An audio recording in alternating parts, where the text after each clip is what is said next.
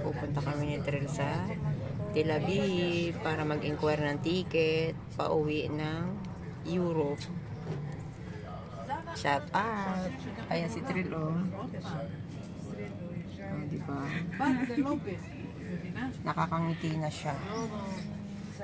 Condolence pala sa family. God bless po. Tenorio ba? Kitorngar. Kitoriano awit.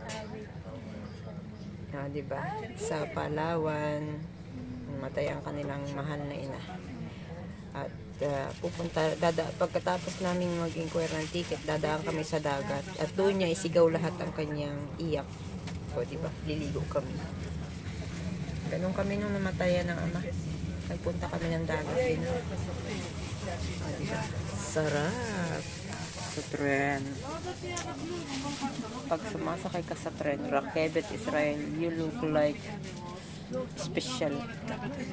Maganda ang upo. Pwede kang matulog. Ayun yung tent ko, dinala ko na nasa taas. Diba? Rakebet Israel. Very, very good. Sinapay ako dito, binili Trill. Kung nagugutom ka na.